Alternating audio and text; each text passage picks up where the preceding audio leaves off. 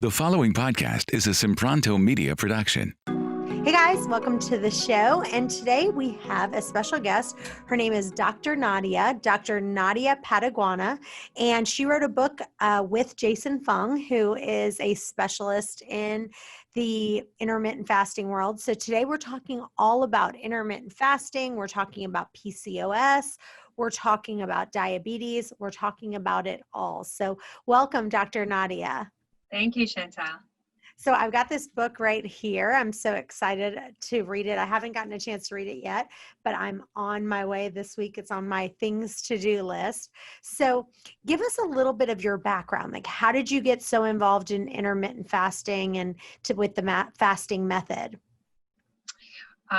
Sort of a long story. I was telling you a little earlier that the first chapter, introduction of our book, explains how I got here. It's a bit of a funny road, and I'm very thankful for this funny road because sometimes things don't work out as you plan.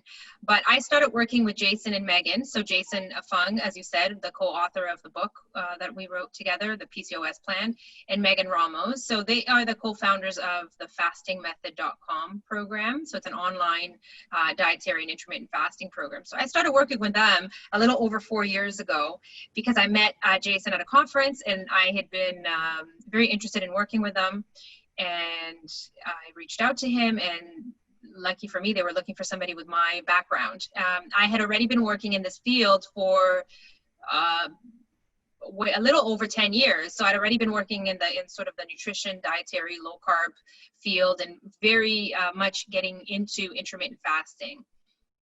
I started working actually in Mozambique, which is where I am originally from, the country that I'm from, in Southeast Africa, right out of school. So as soon as I graduated from the Naturopathic College, I went to Mozambique, where I was from, because I was interested in working in the nutrition sort of field. Initially, I thought I was going to work with mummies and babies. That was my intent, but unfortunately, that wasn't available to me. So that I was then invited to join a different field and start working with people with metabolic syndrome, so obesity and diabetes, which had not been my intent. That's not why I went to Mozambique. And you would think that in Mozambique you'd be working, or at least naively think that you'd be working with starving people, but I ended up working with the overweight and affluent community. And so that's how my journey began, a little unexpected. So along the way, I started to get more and more into the low carb and real food world. And in Mozambique, in those 10 years that I lived and worked in Mozambique, I started working a lot with women that had metabolic concerns, but also fertility concerns. And those two things were very clearly connected.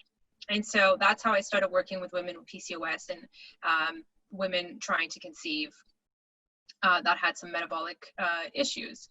So then when I moved back to Canada, after being in Mozambique for 10 years, I moved back to Canada. I had my 2 children in the meantime. I met Jason, as I said, and I started working with him and Megan initially in office as a naturopath, as a clinician, for a couple of years. And for the last 2 years, our program has been exclusively online. Lucky for us, now with this time of COVID, we have a lot of online experience. So we work exclusively online. So I'm no longer in the clinics. So first I want you to answer the metabolic syndrome conditions that are like obesity, diabetes, fatty liver, PCOS, hypertension. You know, those are all classified as metabolic syndrome conditions. Can you explain why they kind of tie those all together? That's a great question. So a while back, this used to be called Syndrome X. Why were all these seemingly different conditions all grouped together, right? And the X factor, as you know, the unknown factor, is now known, or at least known by many, to be insulin or insulin resistance. So that the link to all of these seemingly very different conditions is hyperinsulinemia that then leads to insulin resistance. So it's this abnormal production of this hormone that we normally produce, so a normal amount produced all the time and in high amounts, which then leads, so hyperinsulinemia means high levels of insulin in the blood, then leads to insulin resistance. So meaning that the body becomes resistant to this hormone. And then it's a sort of this negative feedback loop, this snowball effect of the more insulin you have, the more resistant your body becomes, and the more resistant your body becomes, the more insulin you produce. And so this hyperinsulinemic state will then lead people to these different metabolic syndrome conditions, which are on a spectrum. I mean, it gets worse and worse as insulin resistance builds up. Genetically, I think is the factor, because often we say, well, it's genetic. Genetically, different people will tend to show different expressions of insulin resistance. So some people will clearly show obesity from an early age. Other people will clearly show diabetes from an early age, with or without the weight concern. And then there's a lot of hybrids, a lot of in-betweens. And then you have all these overlapping conditions like PCOS, hypertension, fatty liver, all these things that you said. So they seem to be sort of random and unrelated, but in fact, they're all related to insulin resistance. What you develop first and how much of each of these conditions you develop, I think maybe is genetic and has to do with other factors as well. Okay, great. So I have a question from a listener that her name is, I think it's spelled Ashwanda, and she's from Atlanta, Georgia. And so I'm going to ask this question because I think this kind of ties in. She says, I've been trying to do one meal a day for the last 30 days, and I've actually lost 10 pounds. I'm actually eating in a 3-hour window. So I start eating at 5, but then I just kind of have snacks and maybe a dessert and then end up eating until 8 o'clock. One of the things I'm wondering is if I have insulin resistance. The reason I ask is because when I eat a meal, I never feel like I'm full. So I do a great job of not stopping. I do a great job of starting my meal, and I can fast all day. But once I start, I feel like I'm just never satisfied and never full. And once my insulin goes up, I feel like it's really hard for it to get down. What is your opinion, Ashwanda in Atlanta, Georgia? That's a great question. So this is clearly something that people will notice, especially more insulin resistant people. So if you produce more insulin, you'll notice that once your insulin goes up, and if you're in a hyperinsulinemic state, you just keep craving and grazing and have this tendency. So both the habit, so the behavior will create hyperinsulinemia, but then hyperinsulinemia will create this desire to eat all the time. So I think that's her question. Is it related? And I think that it is. I think that the more insulin you produce, the harder it's going to be for you to stop eating, because you feel like the higher your insulin, the more desire you have to keep eating, right? Your body's in one of two states. It's either in a fasted state or it's in a fed state, right? So once your insulin goes up, you go into storage mode. So I think that's what she's asking. Mm-hmm. And I definitely think it's related.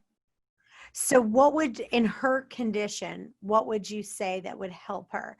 One, because once she's getting her insulin too high, then it is like she just wants to keep eating and eating and eating. So yeah. First question is, what are you eating for your main meal, right? That one meal, once you're starting, especially once you've fasted all day, now what's the first thing you're eating?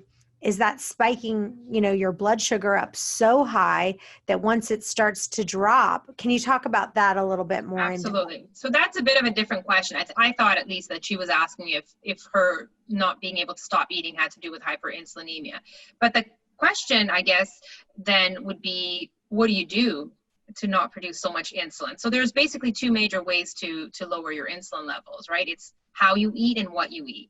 So that's an important thing. Number one, you're completely right, spot on, Chantel, which is she has to look at her diet, what you eat, especially as you start your meal, because how you break your fast or how you start your meal and how much of an insulin production you have is going to determine how you eat and what you feel like eating after. So our advice is to really focus on real foods, lower carb, higher healthy fats, so that you don't have such a huge spike. If you start with more processed foods, higher in carbs, sweeter tasting foods, then you're going to have a higher insulin response to begin with, and it's just going to build up from there. So looking at the diet. The second thing, and very important, this is where intermittent fasting comes in, and I appreciate that she's trying to follow an intermittent fasting protocol, and it sounds like she's doing a great job at fasting all day. It's the idea of creating what's called TRE, time restricted eating.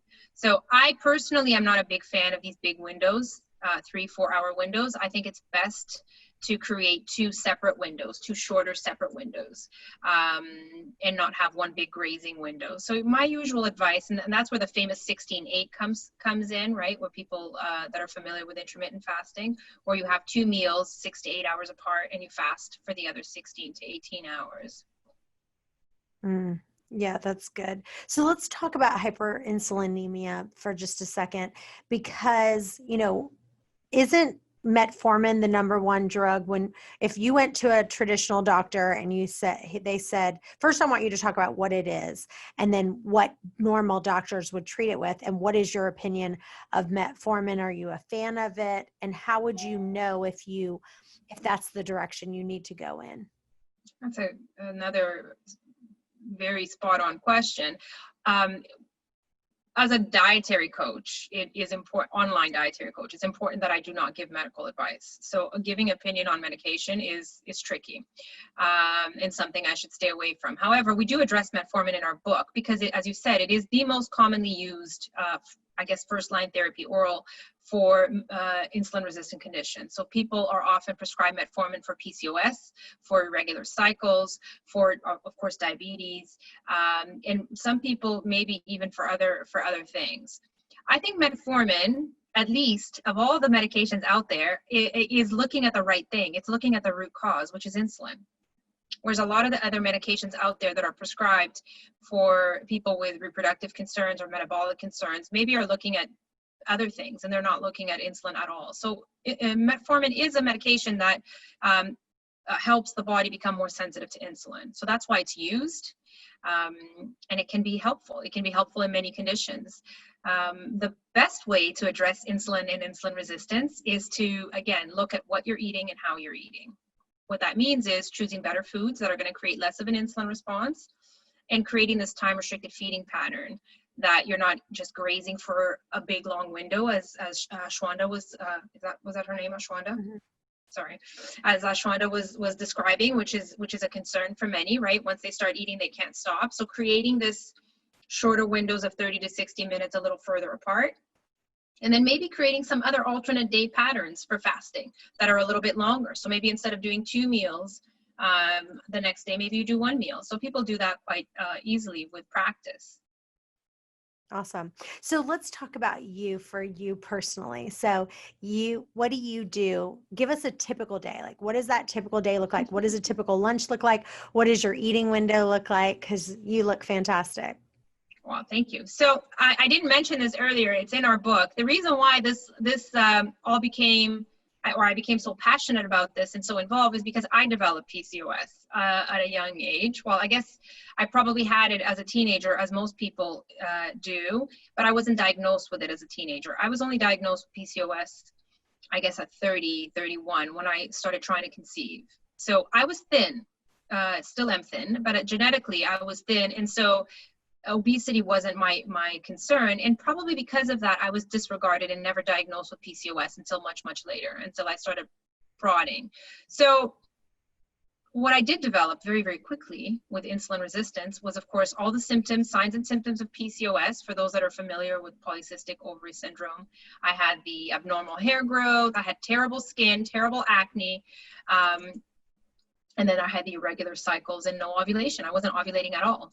And so couldn't get pregnant, of course. So those were my first symptoms once I got off the pill, because the pill was masking all of those things. And that's why I was put on the pill as a young teenager to begin with, because I had all of these symptoms.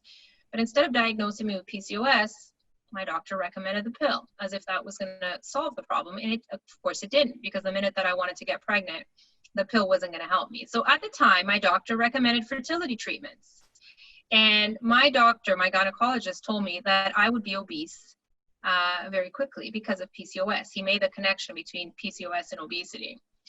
What ended up happening is that I did gain some weight, but I developed diabetes and hypertension as a young person, very thin. So obesity wasn't my concern, but diabetes and hypertension was. So at that time, I went on a strict low carb diet because I knew that to help women get pregnant at the time already. So this was my daughter's going to be 10 in a couple of months, my eldest child. So I then went on a strict low carb diet, and of course, no surprise to you, I got pregnant.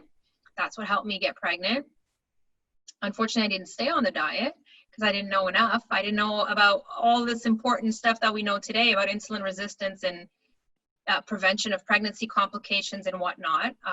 So I did have some pregnancy complications. Between my first and second child, my metabolic syndrome got much worse, meaning I did gain the weight. I did develop, was on medication for, as I said, diabetes, hypertension, unfortunately some mood things as well postpartum. And then when I started trying to conceive for my second child, of course, I was much worse off. And that's when my doctor then prescribed metformin for the fertility journey, which likely helped because it did make my body more sensitive to insulin. But I didn't do all the other dietary things that I wish I had the second time around. But during that pregnancy and after my second child was born, I decided to put all these pieces together. And so then I went on my healing journey. Keep in mind that while I was trying to lose weight, get off diabetic medication and hypertension medication and all of that, and that's the time, soon after that, I started working with Jason Fung and Megan Ramos.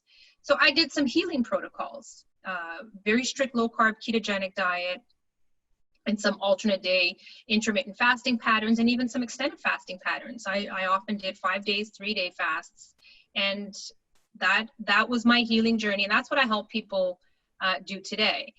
Currently, and for the past, my second child is almost 7, and for the past, 4 years, I've been in what's called maintenance mode, right? So maintenance mode, I always joke, is a bit of a random.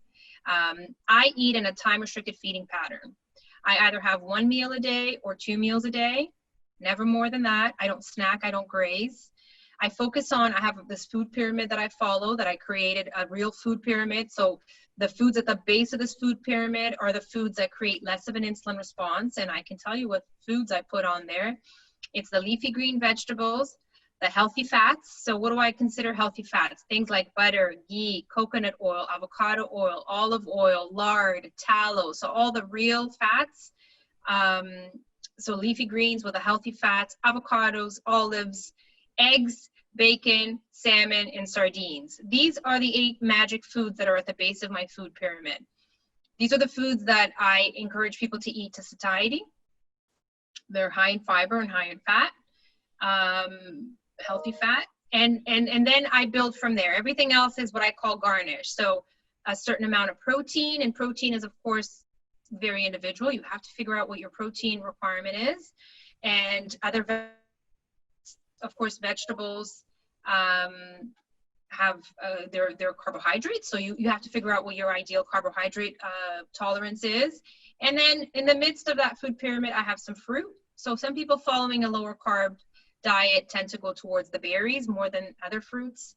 And then on top of that, I have the nuts and seeds, in a certain amount of nuts and seeds, because they also produce insulin like every other food. And then at the very tip, a little bit of dairy. Dairy is very popular in the low carb diets, as you probably know. However, we know that people that are very insulin resistant will have a very high insulin response to dairy. So it's not that I exclude it, I just make that known so that people are not led astray. Awesome. And that's my food pyramid. Hey guys, one of the things that will take your weight loss to the next level is coaching. You can either work one-on-one with me or one of our certified private coaches. If you'd like, you can schedule your free call. It's a 10-minute strategy call just to see if coaching is going to really take you to the next level. The other thing is listening to the audiobook. Listening to the audiobook and getting the video course that I've done, people are seeing dramatic results. If you just listen to the audiobook 30 minutes a day over and over and over again and get the video course, go to chantelrayway.com and check out the video course. You won't be sorry you did. So let's talk about PCOS for just a second, because I'm like you, I have a 9-year-old son, and it's funny because right before I got pregnant, probably about a year later, I got pregnant, but before then I went to the gynecologist and she told me, you have PCOS. And I said, okay, well, how do you know I have PCOS? And she says, well, if you have 3 of these symptoms, you have PCOS. So one problem I had a lot of hair on my face, like dark hair. And I literally, to this day, just so you know, I get, the treatments that you get on your face, like the laser hair removal. I get laser hair removal on my face, and I've gotten it done for the last about at once every 6 weeks. And I've gotten it done for the last 25 years. Isn't that crazy? That I Not still crazy. get I've done myself, and every other woman that I know with PCOS has embarked on that same journey. Painful, expensive, embarrassing. expensive. Yes. So if people think that PCOS is just a little bit of acne, no big deal, and a few missed periods, as Dr. Fung would say, it's a lot more debilitating than that. Yeah. So every 6 weeks I go get my hair lasered on my face. And then she said that if you have any cysts on your ovaries in an ultrasound exam. So she had done an ultrasound exam and saw that I had cysts on my ovaries. And then just people who have higher levels of just male hormones, like when she was taking my blood test or any kind of acne or stuff like that. And so what would you say? That's what I just remember back then. And believe it or not, I kind of had cleaned up my diet a little bit. I had started eating a little bit more low carb at the time.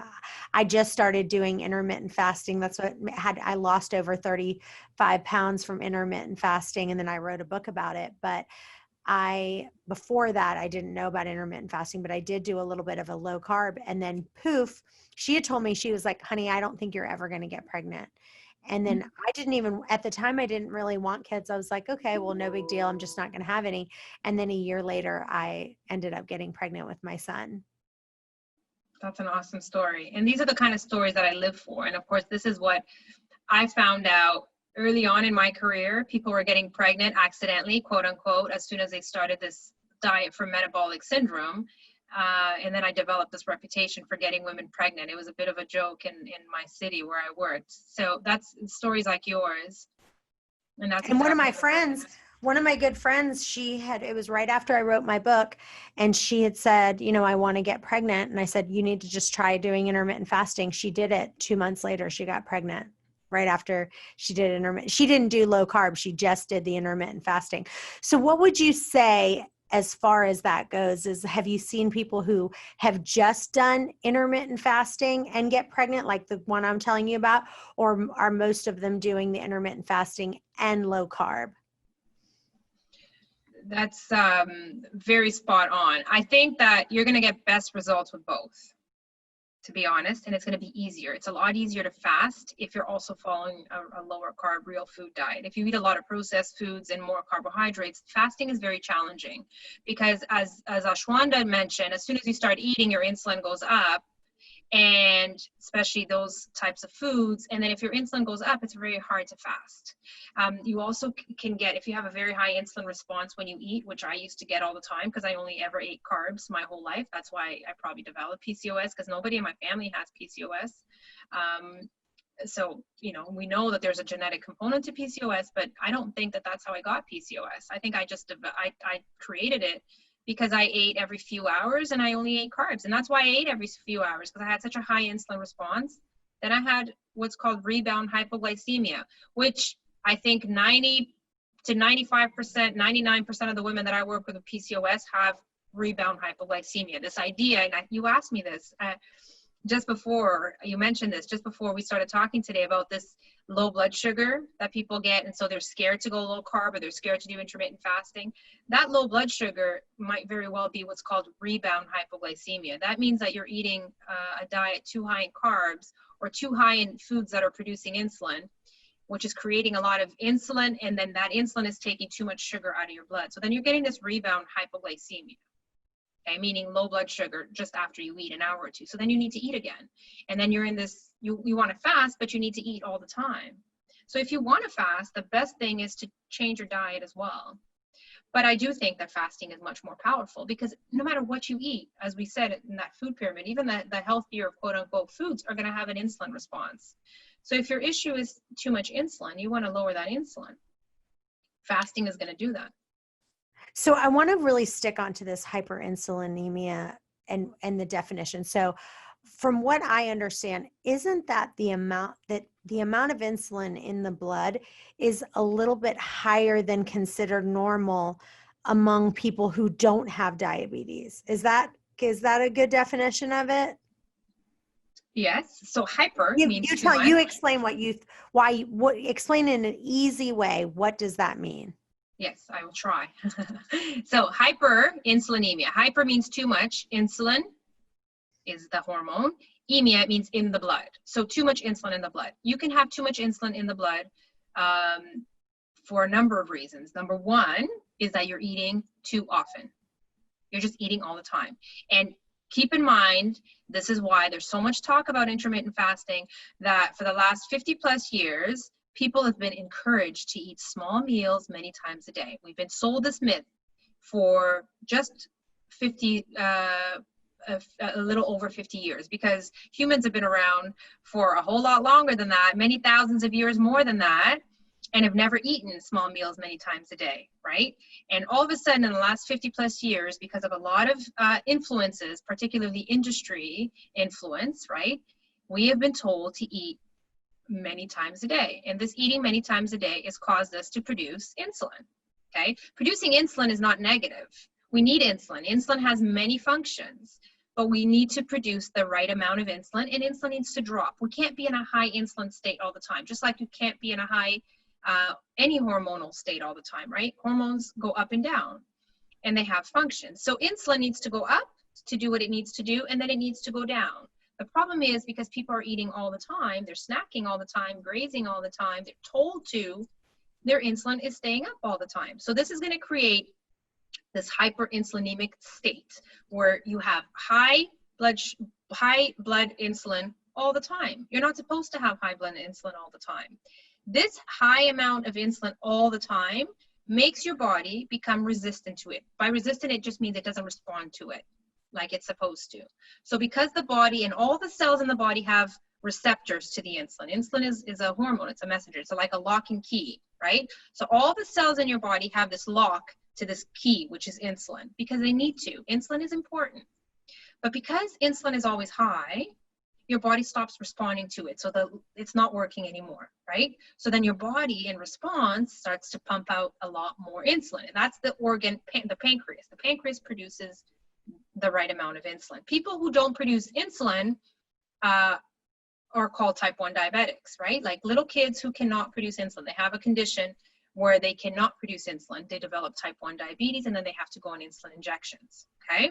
So that's how important insulin is. You need it. Otherwise, you can't store fat. You can't, kids can't grow. They will perish, unfortunately. So it's important to have insulin. But what happens when you have a constantly high amount of insulin? You go into this storage mode, this retention mode. And that's what we're seeing in the last 50 plus years. That's why so many people have diabetes and obesity. Diabetes, as you said, is a state of hyperinsulinemia, high insulin, which then develops insulin resistance. So then the insulin can no longer do its job, which is to take the blood sugar out of the blood. So people get high blood sugars. That's called diabetes. But you can be insulin resistant and not be diabetic.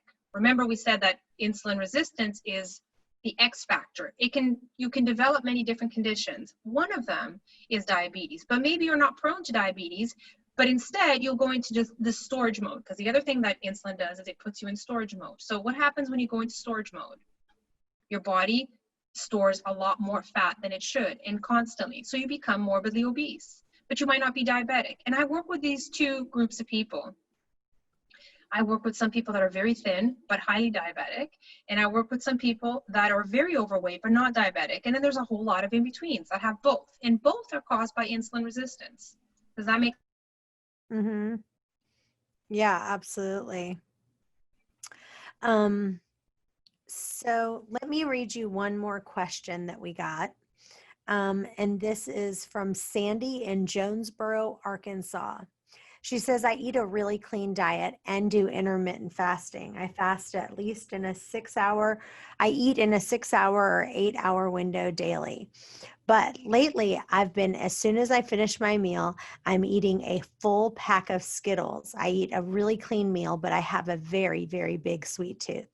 So I ate a pack of Skittles. I ate the entire pack. And as soon as I did, I started feeling awful. My heart started beating faster. I started feeling weak. And I just thought it was a fluke. I did it the next day and the same thing happened. Did it the next day after that and the same thing happened. So now I'm finding when I eat too much sugar, I'm wondering, should I check to see if I'm diabetic? The next morning I fasted and took my fasting blood sugar and it was 95, and I looked online and it's normal. Any thoughts of why I felt so bad after eating one pack of Skittles? I know they're not good, but I shouldn't have felt that bad.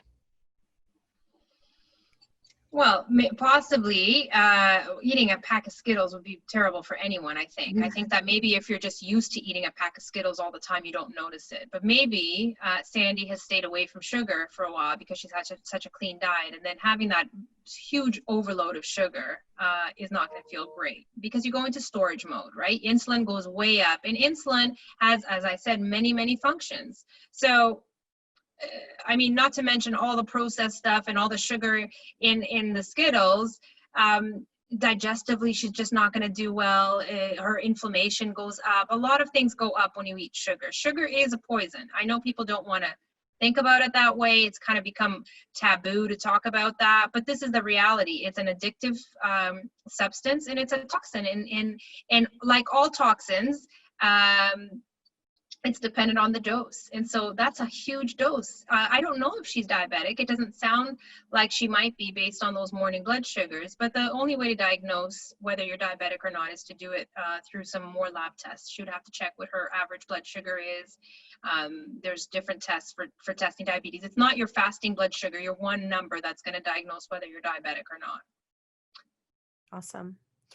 So as far as, let's talk a little bit more about the 2 meals, because I feel the same way for you. It's like for me, when I want to be in a weight loss mode, I really just I have one meal and I have a little snack during the day if I want to be in a weight loss mode.